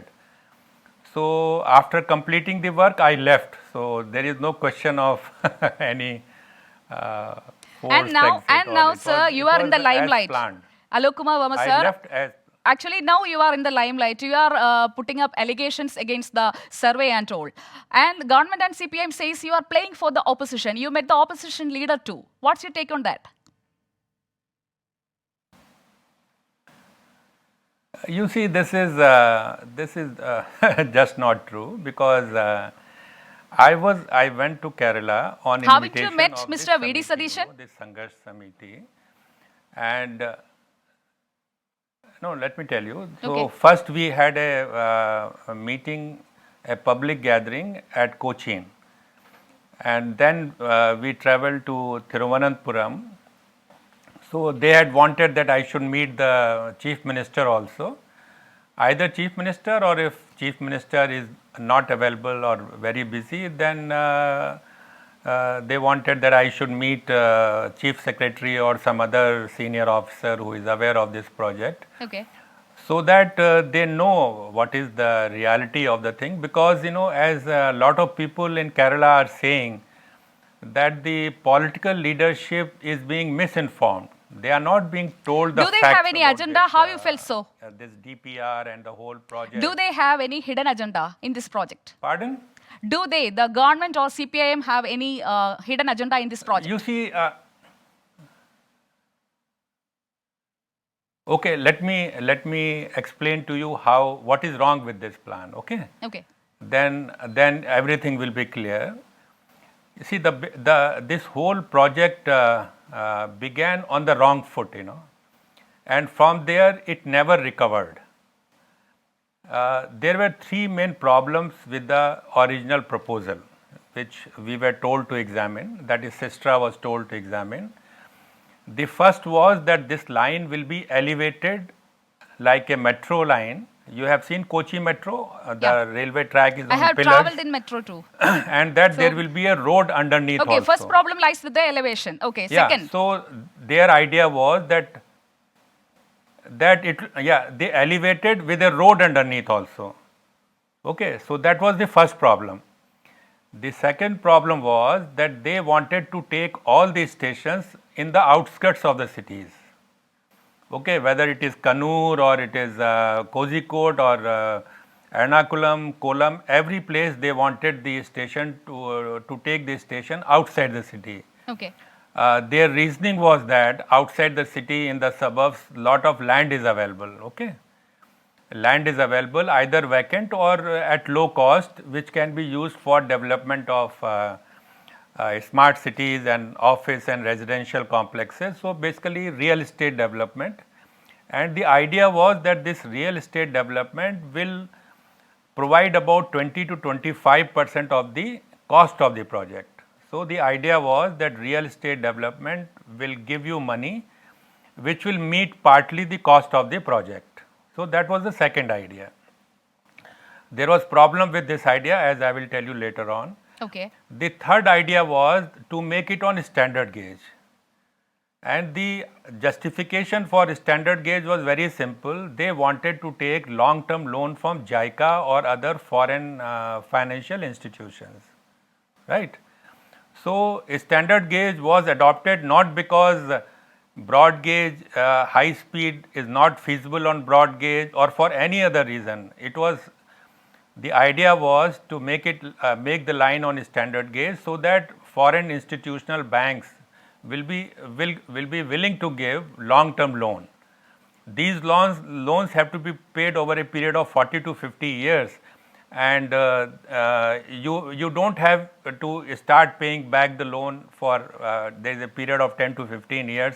So you basically pay the loan after 10 to 15 years. So Okay, it sir, looks I just very wanted to attractive, clarify that one you are thing. getting a 50-year Sir, I loan need at a low clarification interest. from you. Why JICA is too much Yeah. interested in this project to give the loan at low cost Okay. interest and all? You see, we do not know whether JICA is interested or KRDCL is interested. We don't know. But yes, they have been talking. They have been talking about ADB also. That ADB can also give some more loan. Okay. But main, I think, loan provider will be JICA. It is there in the minds of KRDCL from the very beginning. So you see, it looks, as I was telling you, these foreign loans look very attractive, but they have got very hidden costs, The actual interest rate will come out to about anything between 6 to 10%, Okay. Not just 0.1% or 0.2%, because the loan is in yen, and yen is a very strong currency, And second is, they will always put conditions, that 30% or 40% of all the contracts will go to Japanese firms, Okay. And then, because standard gauge, we don't have any experience except for metro lines. We don't have any experience of building railway lines in difficult terrain. Okay, sir, I'll come back to you. Sir, I'll come back to you after getting the response from Dr. Prem Kumar. Dr. Prem Kumar, ഇപ്പോൾ ശ്രീ അലോക് വർമ്മ സൂചിപ്പിച്ചതുപോലെ അദ്ദേഹം മുന്നോട്ട് വെച്ച ആശയങ്ങൾ അല്ലെങ്കിൽ ഈ പദ്ധതിയുടെ പ്രശ്നങ്ങൾ അതേക്കുറിച്ചാണ് അദ്ദേഹം തുടക്കം മുതലേ പറഞ്ഞുകൊണ്ടിരിക്കുന്നത്. അദ്ദേഹത്തിനെതിരെ വരുന്ന പ്രധാനപ്പെട്ട വിമർശനങ്ങൾ, ഒന്ന്, അദ്ദേഹം UDF-ന് വേണ്ടിയാണ് അല്ലെങ്കിൽ PR വർക്ക് നടത്തുകയാണ്. കേരളത്തിൽ വന്ന് കൃത്യമായി എല്ലാ പത്രങ്ങളിലും അല്ലെങ്കിൽ എല്ലാ മാധ്യമങ്ങളിലും അദ്ദേഹത്തിന്റെ വാക്കുകൾ വന്നുകൊണ്ടിരിക്കുകയാണ്. ഈ സംവാദത്തിലേക്ക് 28-ാം തീയതി നടക്കാനിരിക്കുന്ന സംവാദത്തിലേക്ക് അലോക് കുമാർ വർമ്മയെ ക്ഷണിച്ചിട്ടുണ്ട് എന്നതറിഞ്ഞപ്പോൾ ഈ ചർച്ചയിൽ അദ്ദേഹത്തിന് മലയാളം അറിയില്ല എങ്കിൽ പോലും ഞാൻ ഉൾപ്പെടുത്താൻ തീരുമാനിച്ചതിന്റെ കാരണം അദ്ദേഹം തന്നെ പറയട്ടെ എന്തായിരുന്നു പ്രശ്നം അദ്ദേഹം കണ്ടെത്തിയത് എന്നൊന്ന് പ്രേക്ഷകർക്ക് മനസ്സിലാകാൻ വേണ്ടിയാണ്. അദ്ദേഹം ഇപ്പോൾ പറയുന്ന ഈ പ്രശ്നങ്ങൾ അത് യഥാർത്ഥത്തിൽ നിലനിൽക്കുന്ന പ്രശ്നങ്ങളാണോ അതോ അദ്ദേഹത്തിന്റെ തോന്നൽ മാത്രമാണോ? ഓക്കെ സുജയ, രണ്ട് കാര്യങ്ങൾ. ഒന്ന്, എനിക്ക് അലോക് കുമാർ വർമ്മയോട് ഒറ്റ ക്വസ്റ്റ്യൻ ചോദിക്കാൻ. I will talk English. You may proceed. Dr. Prem Kumar, you can take the liberty. Doctor പ്രേംകുമാറിലേക്ക് തിരികെ എത്താം. അലോക് കുമാർ വർമ്മ നമ്മോടൊപ്പം 15 മിനിറ്റ് സമയമാണ് ഉണ്ടാവുക എന്നാണ് പറഞ്ഞത്. ഈ സ്റ്റാൻഡേർഡ് ഗേജ് എന്തുകൊണ്ടാണ് ആവശ്യമെന്ന് വാശി പിടിക്കുന്നത് എന്ന് മനസ്സിലാകുന്നില്ല എന്ന് ഡോക്ടർ RVG മേനോൻ പറയുന്നത് നമ്മൾ കേട്ടു. അലോക് കുമാർ വർമ്മയും ആ കാര്യം തന്നെയാണ് പറഞ്ഞുകൊണ്ടിരിക്കുന്നത്. ഇനി ഇതിനൊരു വയബിൾ ആയുള്ള ഓൾട്ടർനേറ്റീവ് ഉണ്ടോ, അതേക്കുറിച്ച് കൂടിയാണ് നമുക്കറിയേണ്ടത്. Shri Alok Kumar Varma, upgrading of the existing railway line and the tilting train are the two viable alternatives for the costly Silver Line. It's your suggestion. Yeah. Why did you suggest that? Yeah. You see, now people in Kerala are realizing the situation that land is very habitable, land is very scarce in Kerala because lot of it is in backwaters, paddy fields and wetlands. So habitable land is very less. And if you are going to make a railway line on standard gauge and that too on embankments, then requirement of land will be much more than what they have worked out.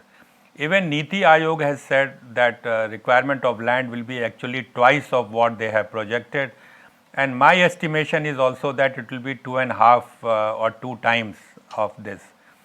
So you see, considering, I mean, so much of loss of habitable land, so much of eviction of people, because people will lose their land, they will be displaced. So considering this unique feature of Kerala, it is good, that there are cheaper options which can meet the requirement for at least next 10 to 20 years. Okay.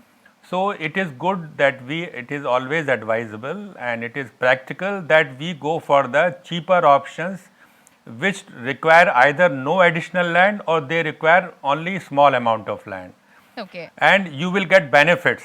Like for example, if we build this, if we use tilting trains, Okay, then all that is I have required to be done. Sir, I is just to wanted to strengthen I the just track. wanted to add on to that around 15,000 crore is required altogether for switching to the tilting trains, and the work can be completed in 4 to 5 years, right? Yeah, that is. It will also take no, time, just sir. 3 to 4 years. Yeah, it will also Or maybe take 5 time years now. is the maximum. Pardon? How can you say it's viable than Tilting Silver trains. Line? No, of course it is viable. You see, it will cost only about roughly about 15,000 crores, and the project can be completed in say 3, 4, 5 years. Depending on how well you are able to execute it. But on the other hand, if you go for a standard gauge line, it is going to cost anywhere up to 2 lakh crores. Okay. So you have 2 lakh crores, and here you just need 15,000 crores.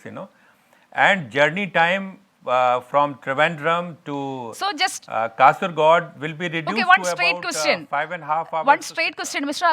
Alok Kumar Verma. Why the government is sticking Yeah. on to Silver Line if it is just 15,000 crores? Why don't they do that instead of the Silver Line? You see, yeah, no,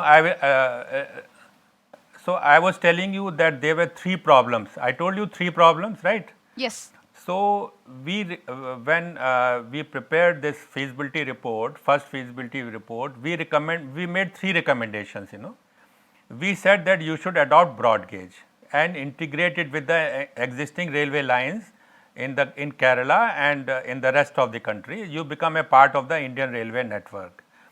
Okay. The second proposal was that it cannot be elevated throughout, but elevated should be about 50 to 60% because ground is weak. So wherever ground is weak, you should go for viaduct, and in the remaining portion, you can have it on embankment or wherever it is wherever ground is good. Okay. And third recommendation, very important recommendation, was that you should not take the railway line to the outskirts because it will result in very sharp drop in ridership. Okay. Ridership will be reduced to as much as half to 1/3, but if you take it to the outskirts. And the other problem is when you take it to the outskirts, you are going into the mid highlands region, which is very much flood prone and where the ground conditions are extremely challenging. So we made these 3 recommendations. Okay. Then instead of Okay, I completely understand that. sending this report, Sir, the one, railway- just one more. you see- Sir, just one more question. No, one thing. Okay. Okay. Yeah. Sir, have you spoken to the No, you see, protesters? what is important is they should have sent this spoken to. The protesters. Hello. Have you spoken to Can you the repeat? people? Have you spoken to the people? Can you repeat? Have you spoken to the people who are protesting for their land? Yeah. Yes. I was there for 3 days. So first day in Kochi, we met lot of people. I think about 400, 500 people were there, both experts and intellectuals, and the common people also who are going to lose land. And then when I came to Thiruvananthapuram, there also we met lot of representatives from different walks of life, Okay. So in fact, I was busy 3 days, meeting people and listening to them, and they had lot of questions. So I explained things to them. So basically, my visit to Kerala was to explain the technicalities and technical complexities, you can say, in simple words, Okay. And Now, I also got lot sir, of without feedback in doubt, return now, from the now I people. completely Yeah. understood So that it was the government is for saying you are an interaction. ardent critic of the project and you are propagating it among the people who are protesting against the government. Yeah. So, are you joining the opposition? You see, it is not the, you see, you see, I am an engineer, I am a hardcore engineer. Yeah, Nothing engineer by else. profession, but you So are absolutely, but you are I have vocaling no the concerns of the affiliation. public, and you are joining the opposition in against Yeah. the protest. No, for the protest. No, it is not a, you see, no, let me tell you. Suppose the opposition parties who are opposing this project, suppose they stop opposing it. My stand will not change. I will continue to oppose it, And So, you are going to present that stand in the debate. I am not at all. Are you participating in the debate? I have heard that you are not going for that debate. You see, I will tell you one more thing. No, I will tell you. No, I will tell you one more thing. Mr. Satishan's party, they had invited me about 1 month earlier also, but I had refused that I cannot come. But because I was here, then he again said he wanted to discuss certain things with me. So I am not going So to you refuse met him him. after You getting see, his first invitation. people wanted that Sir, I should meet so him. you met Mr. V.D. Sadishan after getting an Yeah, invite of from course, him. it was on his invitation. Okay പ്രതിപക്ഷ നേതാവ് V D Satheesan ക്ഷണിച്ചിട്ടാണ് Alok it Kumar was Varma after second അദ്ദേഹത്തെ invite. പോയി കണ്ടത് എന്നാണ് ഇപ്പോൾ അദ്ദേഹം 24-നോട് വ്യക്തമാക്കുന്നത്. So you are speaking for the opposition. It's clear. No, I am not speaking for the opposition. The opposition. But you are voicing leader, their Mr. concerns. Satishan particularly. Sir, you are he voicing wanted their to- concerns. No, I am voicing people's concern. Okay, sir, I'll come back to you. Alok Kumar Varma കേരളത്തിൽ പലയിടങ്ങളിലും പ്രതിഷേധക്കാരുമായി സംസാരിച്ചുവെന്ന് അദ്ദേഹം തന്നെ നമ്മളോട് പറഞ്ഞു അല്പസമയം മുൻപ്. അതോടൊപ്പം തന്നെ അദ്ദേഹം പ്രതിപക്ഷ നേതാവ് വി ഡി സതീശനുമായി കൂടിക്കാഴ്ച നടത്തി. മുഖ്യമന്ത്രിയുമായി അദ്ദേഹത്തിന് കൂടിക്കാഴ്ചയ്ക്ക് ശ്രമിച്ചെങ്കിലും അത് നടന്നില്ല എന്നും അദ്ദേഹം ഈ ചർച്ചയിൽ പറഞ്ഞു.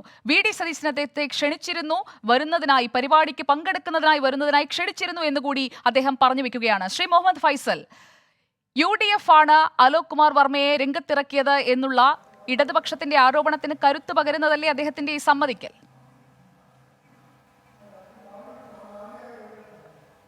ഇതിനകത്ത് ഒരു കാര്യം പറയാനുള്ളത്, അലോക് കുമാർ വർമ്മ എന്ന് പറയുന്ന അദ്ദേഹത്തെ സംബന്ധിച്ചിടത്തോളം നമുക്കറിയാം, ഇതുമായി ബന്ധപ്പെട്ട് വളരെ നന്നായി അറിയാവുന്ന, ഈ മേഖലയുമായി ബന്ധപ്പെട്ട് റെയിൽവേയുടെ വികസനവും അതുപോലെ തന്നെ ഈ പ്രശ്നങ്ങളുമായി ബന്ധപ്പെട്ട് വളരെ നന്നായി അറിയാവുന്ന ഒരു വ്യക്തിയാണ്. അദ്ദേഹം ഇപ്പോൾ പറഞ്ഞിരിക്കുന്നത് മുഖ്യമന്ത്രിയെ കാണാൻ അവസരം ചോദിച്ചു, അദ്ദേഹത്തിന് അവസരം കൊടുത്തില്ല.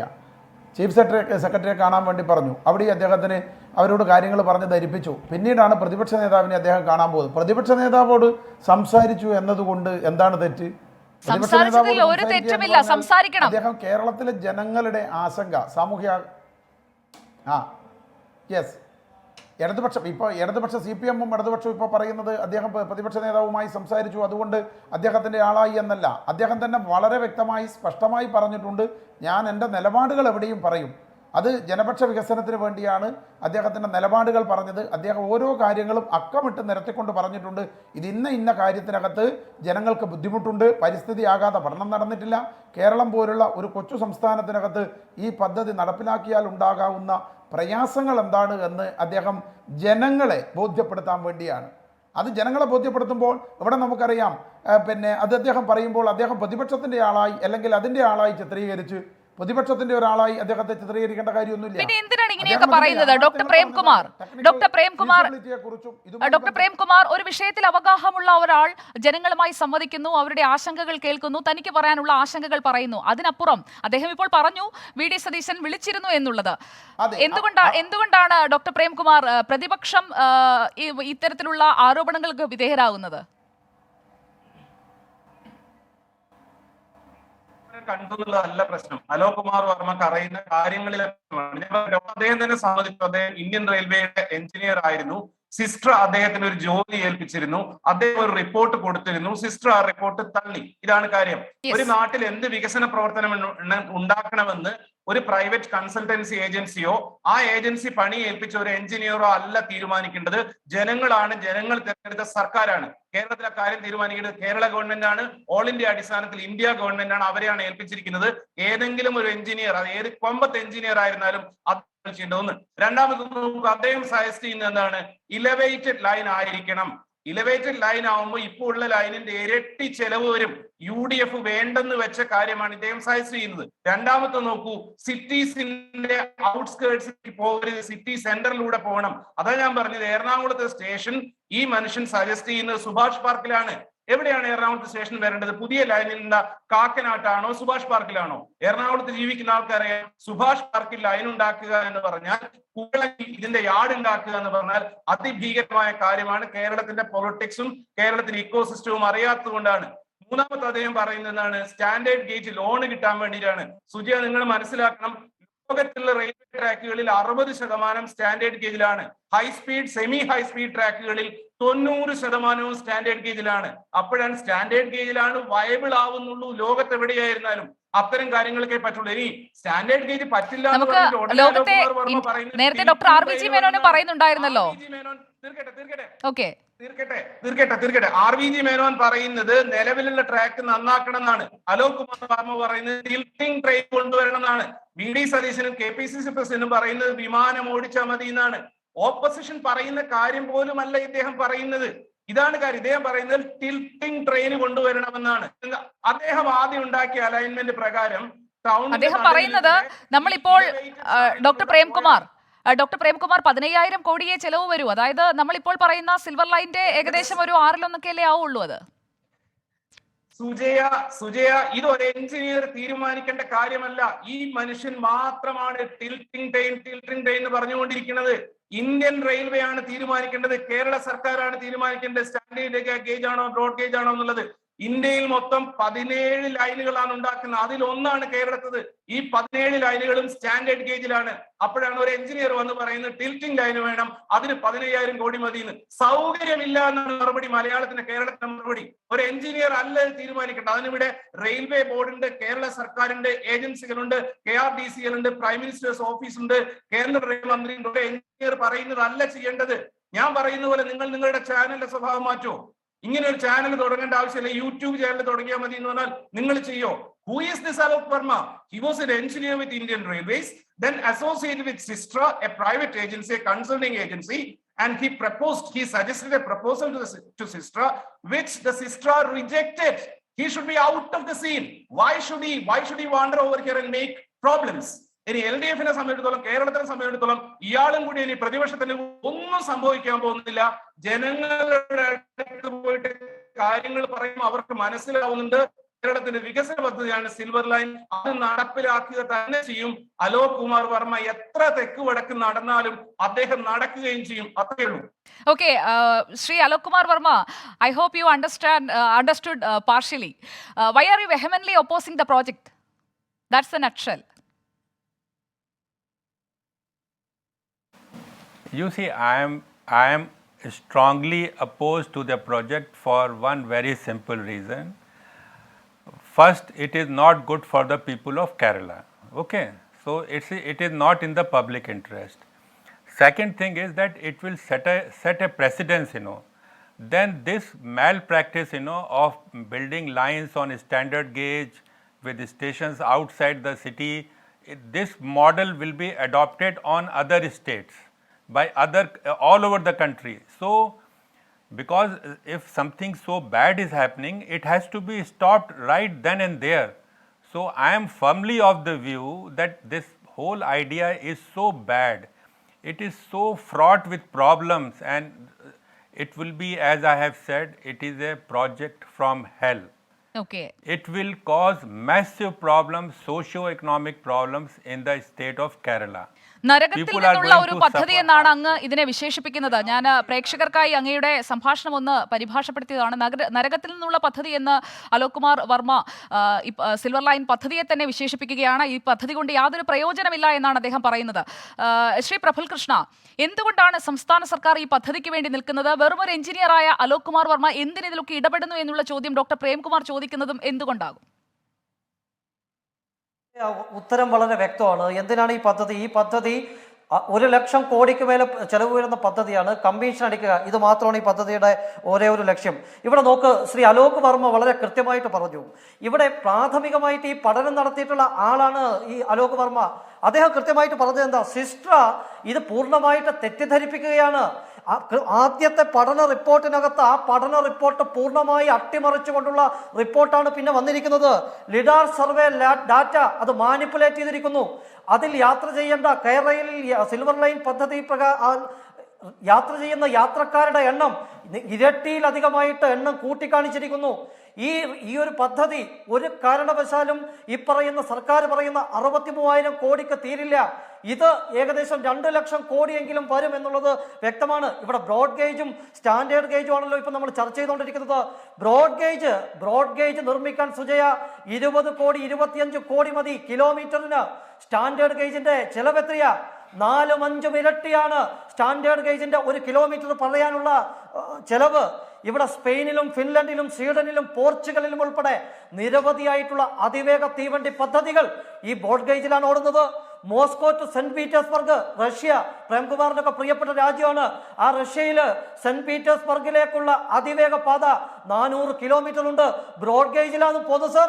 അതുകൊണ്ട് ബ്രോഡ് ഗേജിലൂടെ തന്നെ ഈ അതിവേഗ പാത സാധ്യമാണ്. ഇവിടെ ഒരൊറ്റ ഉദാഹരണം ഞാൻ പറയാം.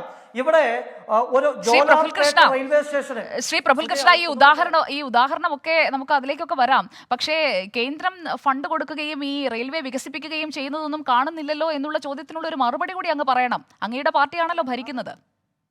അല്ല, ഞാനൊരു ഒറ്റ കാര്യം പറയാം. അത് പ്രേംകുമാർ ട്രെയിനിലൊക്കെ ഒന്ന് AC കാറിൽ യാത്ര ചെയ്യുന്നതിന് പകരം ട്രെയിനിൽ കൂടി ഒന്ന് യാത്ര ചെയ്യണം. കാരണം നരേന്ദ്രമോദി സർക്കാരാണ് റെയിൽവേക്ക് അടിമുടി പരിഷ്കാരങ്ങളാണ്. ആധുനിക രീതിയിലുള്ള കോച്ചുകൾ കൊണ്ടുവന്നു. ഈ നാട്ടിലെ സാധാരണക്കാരന് സഞ്ചരിക്കാൻ വേണ്ടിയിട്ടുള്ള AC കോച്ചുകൾ ആരാ നടപ്പിലാക്കിയിരിക്കുന്നത്? വൈദ്യുതീകരണം ശ്രീ പ്രഫുൽ കൃഷ്ണ, ട്രാക്ക് ഇരട്ടിച്ചോ? സുജയ 68,000 കിലോമീറ്ററാണ്. 68,000 കിലോമീറ്ററാണ് ആകെ ഭാരതത്തിലെ റെയിൽവേ ട്രാക്കിന്റെ നീളം. അതില് 45,000-ഓളം റെയിൽവേ വൈദ്യുതീകരണം പൂർത്തിയായിട്ടുണ്ട്.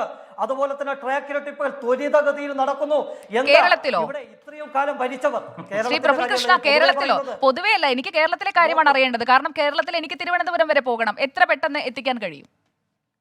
തീർച്ചയായിട്ടും സുജയ, ആ പദ്ധതി നടപ്പിലാക്കി കഴിഞ്ഞാൽ, ട്രാക്ക് ഇരട്ടിപ്പിൽ നടപ്പിലാക്കി അത് പൂർണ്ണമായും പദ്ധതി നടപ്പിലാക്കി കഴിഞ്ഞാൽ ഈ പറയുന്ന എന്ന് പോകാം പ്രഫുൽ? പ്രഫുൽ, എന്ന് പോകാം? അതുകൂടി പറയണം. കാരണം നരേന്ദ്രമോദി സർക്കാർ അധികാരത്തിൽ വന്നിട്ട് 2014-ലല്ലേ? എത്ര വർഷമായി? സുജയ, അതിനുള്ള ഇച്ഛാശക്തി സംസ്ഥാന ഗവൺമെന്റിന് കൂടി വേണം. അതിനുള്ള ഇച്ഛാശക്തി ഗവൺമെന്റിന് കൂടി വേണം. അങ്ങനെ ഒരു ബോധം വേണം. ഇവിടെ ഈ റെയിൽവേ വികസനത്തിനെ പറ്റി സംസ്ഥാന സർക്കാരിന് യാതൊരു ഉത്കണ്ഠയുമില്ലല്ലോ. ഇവിടെ പകരം പകരം സംവിധാനം സ്റ്റാൻഡേർഡ് ഗേജിൽ 1 ലക്ഷം കോടി നടപ്പിലാക്കണം.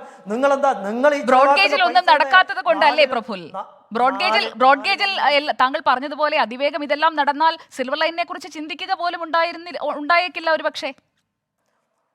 സുജയ, അതിവേഗത്തിൽ നടപ്പിലാക്കാൻ ഒരു കാരണവശാലും സിൽവർ ലൈൻ ആവശ്യമില്ല. കേന്ദ്ര സർക്കാർ തന്നെ പറഞ്ഞതാണ്. ഈ ബജറ്റിൽ തന്നെ 400-ഓളം ട്രെയിനുകളാണ് വന്ദേ ഭാരത് എന്ന് പറഞ്ഞുകൊണ്ട് പ്രഖ്യാപിച്ചിരിക്കുന്നത്. അതിലെ ഗതിമാൻ എക്സ്പ്രസ് 150 കിലോമീറ്ററോളം വേഗത കൈവരിക്കാൻ സാധിക്കുമെന്നുള്ളത് വ്യക്തമാണ്. അതുകൊണ്ട് കേന്ദ്ര സർക്കാർ തന്നെ കൃത്യമായിട്ടും ഇത്തരത്തിൽ വലിയ അതിവേഗ ട്രെയിനുകൾ ഓടിക്കാൻ നമ്മുടെ നിലവിലുള്ള റെയിൽവേ സംവിധാനത്തിലൂടെ സാധിക്കും. ശ്രീ അലോക് കുമാർ വർമ്മ തന്നെ കൃത്യമായിട്ട് പറഞ്ഞിട്ടുണ്ടല്ലോ. അദ്ദേഹം കുറെ ഓപ്ഷൻസ് പറഞ്ഞു. അതിനകത്ത് അദ്ദേഹം പറഞ്ഞത് ഈ റെയിൽവേയുടെ ഈ പദ്ധതികൾ ഈ തരത്തിലുള്ള വികസനം സാധ്യമായി ലഭ്യമായി കഴിഞ്ഞാൽ ഇത് പോസിബിൾ ആണ്. അപ്പോൾ എന്തിനാണ് അത് ശരിയാണ്, അതിനോട് ഞാനും യോജിക്കുന്നു, പക്ഷേ വികസനം നടപ്പാക്കാൻ എടുക്കുന്ന സമയത്തെ കുറിച്ചുള്ള ചോദ്യം വരുമ്പോൾ അതിനും കൂടി കൃത്യമായ മറുപടിയും അത് നടപ്പാക്കാൻ അതിവേഗം നടപ്പാക്കാനുള്ള ഒരു ഇച്ഛാശക്തിയും കേന്ദ്ര സർക്കാരിന്റെ ഭാഗത്ത് നിന്ന് ഉണ്ടാകണം. പ്രതിനിധീകരിക്കുന്ന പാർട്ടിയുടെ നേതാവിനും ഉണ്ടാകണം ഇച്ഛാശക്തി. അത് തന്നെയാണ് ഞാൻ ഉദ്ദേശിച്ചത്. റെയിൽവേ ചീഫ് എഞ്ചിനീയർ ആയിരുന്ന അലോക് കുമാർ വർമ്മ 24 എൻകൗണ്ടറിൽ പങ്കെടുത്തുകൊണ്ട് പറയുന്നത് താൻ ജനങ്ങൾക്കൊപ്പമാണ്, അവരുടെ ആശങ്കയാണ് താൻ സംവാദത്തിൽ അവതരിപ്പിക്കാൻ പോവുക എന്നുള്ള വളരെ പ്രധാനപ്പെട്ട ഒരു കാര്യം തന്നെയാണ് അദ്ദേഹം നമ്മളോട് പങ്കുവച്ചത്. ഇപ്പോൾ കെ റെയിലിൽ നിന്ന് എനിക്ക് വന്ന ഒരു സന്ദേശം, അത് ശ്രീ അലോക് കുമാർ വർമ്മയ്ക്കുള്ള ചോദ്യമാണ്. Alok sir, K rail is asking what will be the speed of tilting trains in Kerala tracks?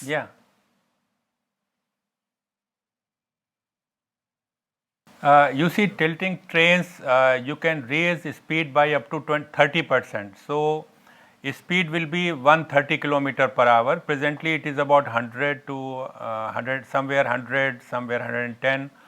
So, speed will increase by about 30%. So, how much will be the increase in speed? Around And, if you 25 do kilometer some per more- hour. 30%. Okay. Yeah, about 30 kilometer per hour. And regarding the manufacturing company, journey it's time, only there in I it's think only in this is a Italy, better right?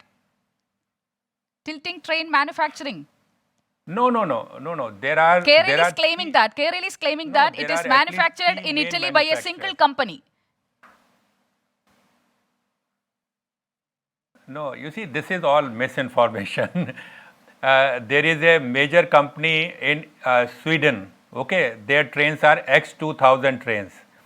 Another company is in Spain. The third company is in Italy. So there are, and of course, Japanese also. Okay. Japanese are also making tilting trains. You may not know that the high-speed train from Tokyo to Osaka is also a tilting train. So this is lot of misinformation going on, Like, this misinformation somebody was saying that KRL my PRO report is watching, was rejected by system. Alok sir, This let is me all make my absolute- point clear. Alok sir, let me make my point clear. KRL PRO is watching our discussion, and he is asking Yeah, me what will be the speed of tilting trains in Kerala tracks. If the Okay. tilting train is introduced in Kerala, then the speed between Kasaragod and Trivandrum will change only 1 hour. Is it so?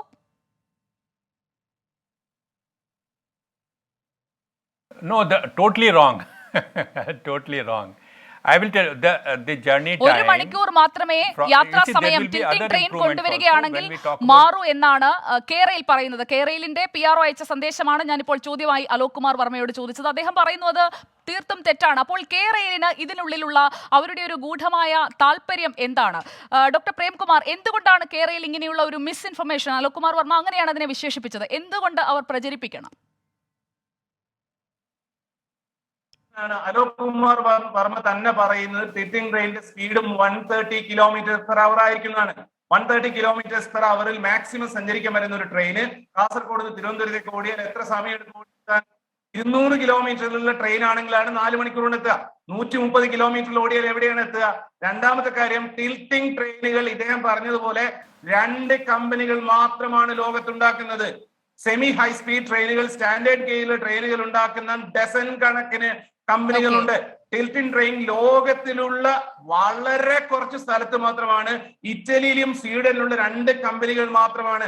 അവരെ represent ചെയ്തിട്ടാണ് അലോക് കുമാർ വർമ്മ ഇവിടെ കറങ്ങി നടക്കുന്നത് എന്ന് തന്നെ പറയേണ്ടി വരും. രണ്ടാമത്തെ കാര്യം നമുക്ക് അദ്ദേഹം പറയുന്നത് സിറ്റിയിൽ നിന്ന് മാറി ട്രെയിൻ ഓടിച്ചാൽ ഇന്ത്യയുടെ മറ്റു ഭാഗങ്ങളിൽ ഇത് വരുന്നതാണ്. ഇദ്ദേഹം ഉത്തർപ്രദേശിൽ ഇരുന്നിട്ടോ ബീഹാറിൽ ഇരുന്നിട്ടോ സംസാരിക്കുകയാണ്. അതായത് കേരളത്തിനെ സംബന്ധിച്ചിടത്തോളം കേരളം ഒരു കണ്ടിന്യൂസ് സിറ്റിയാണ്.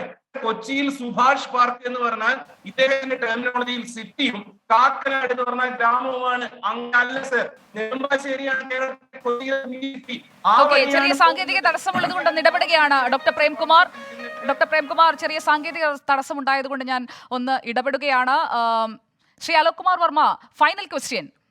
Why are you supporting the tilting trains? Do you have any hidden agenda? That's what Dr. Prem Kumar is accusing. You see, let me just give me 2 minutes. Are you promoting those 2 companies in Sweden and Italy? I'm telling about the lies, No, they were first saying 1 company. Now I am telling you there are 4 companies. I mean, this is utter nonsense, because they do not, they do not have any defense for their fudged and fabricated DPR. The DPR is so bad that it should be thrown into the Arabian Sea. Okay. It does not deserve any consideration by railway board or state government. So, because they have nothing to defend, they talk all this nonsense, that Okay. Alok Verma is going to join opposition party, or that Alok Verma is working for some multinational companies, or that he has a hidden agenda. You see, this is all utter nonsense. Let them answer the facts, let them answer the questions why they have prepared such a fudged and So fabricated you will be answering DPR. or you will be Why making did they making a send point feasibility in the report debate. to railway board without any ground surveys? Yes, of course. Thank you sir for joining S. Shrimati mini K Philip, Alok Kumar Varma വളരെ വിശദമായി തന്നെ കാര്യങ്ങൾ സംസാരിച്ചു. അദ്ദേഹം സമരസമിതിക്കൊപ്പം എന്നാണ് അവകാശപ്പെടുന്നത്. സംവാദത്തിൽ നിങ്ങളുടെ ആശങ്കകൾ അടക്കം അദ്ദേഹം സാങ്കേതികമായി തന്നെ ഉന്നയിക്കുമെന്നുള്ള പ്രതീക്ഷയുണ്ടോ?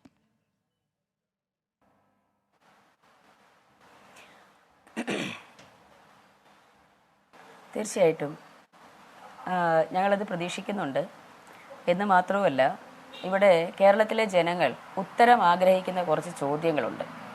വളരെ ഗുരുതരവും ദൂരവ്യാപകവുമായ പ്രത്യാഘാതങ്ങളാണ് ഈ പദ്ധതി മുഖാന്തരം കേരളത്തെ കാത്തിരിക്കുന്നത് എന്ന് ലഭ്യമായ രേഖകളെ മുൻനിർത്തിക്കൊണ്ട് വളരെ സ്പഷ്ടമായും വ്യക്തമായും വിഷയപരിജ്ഞാനമുള്ള ആളുകൾ സൂചിപ്പിച്ചിട്ടും എന്തിനാണ് കേരളത്തിൻ്റെ സിൽവർ ലൈൻ പദ്ധതിക്ക് വേണ്ടിയിട്ട് വാശി പിടിക്കുന്നത്? ഓക്കെ. സാമൂഹ്യ ആഘാത പഠനത്തിന് എന്നും പറഞ്ഞ് ജനങ്ങളെ തെറ്റിദ്ധരിപ്പിച്ച് ഭൂമി പിടിച്ചെടുക്കുന്നത്, ഇത്രയും വ്യഗ്രത കാണിക്കുന്നത് ആർക്കു കൊടുത്ത വാക്കാണ്? കേരളത്തിലെ ജനങ്ങൾ ഇതിന് മറുപടി ആഗ്രഹിക്കുന്നു. മുഴുവൻ ബാധിക്കുന്ന ഒരു പദ്ധതിക്ക് വേണ്ടി ഞാനൊന്ന് പറഞ്ഞു തീർത്തോട്ടെ. സമയം അവസാനിക്കുന്നത് കൊണ്ടാണ്. സമരസമിതിക്ക് വേണ്ടി കൂടിയാണ് ശ്രീ അലോക് കുമാർ വർമ്മ സംസാരിച്ചത്. ഒരു ഫീസിബിലിറ്റി റിപ്പോർട്ട് എങ്ങനെയാണ് തയ്യാറാക്കുക എന്ന ചോദ്യത്തിന് എന്താണ് മറുപടി പറയാത്തത്? ഫീസിബിലിറ്റി റിപ്പോർട്ടും പ്രിലിമിനറി അതിനെന്താണ് മറുപടി പറയാത്തത്? ഈ ചർച്ചയുടെ ഏറ്റവും വലിയൊരു ഗുണം ഞാൻ വിചാരിക്കുന്നത് അലോക് കുമാർ വർമ്മ പറയുന്ന കാര്യങ്ങൾ എത്രത്തോളം കോൺട്രാഡിക്ടറി ആണെന്ന് നമുക്ക് മനസ്സിലാക്കുന്നതാണ്.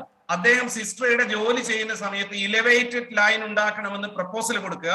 ആ പ്രപ്പോസൽ സിസ്റ്റർ തള്ളുന്ന സമയത്ത് പിന്നെ പുറത്തിറങ്ങിയിട്ട് ടിൽറ്റിംഗ് ട്രെയിൻ വേണമെന്ന് പറയാം. രണ്ടാമത് അദ്ദേഹം പറയുന്നത്, അദ്ദേഹത്തിന് കേരളത്തെ പറ്റി ഒരു ധാരണയില്ല എന്നുള്ളത്. അദ്ദേഹം പറയുന്നത് ടൗണിലൂടെയാണ് ട്രെയിന് പോകേണ്ടത്, ടൗണിൽ മാറിയിട്ട് യാത്രക്കാരുണ്ടാവില്ലെന്നാണ്.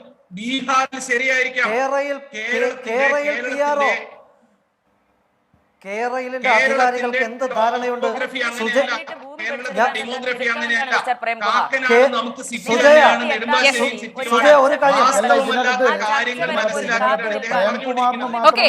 സംവാദം ഇങ്ങനെ തന്നെ തുടരും.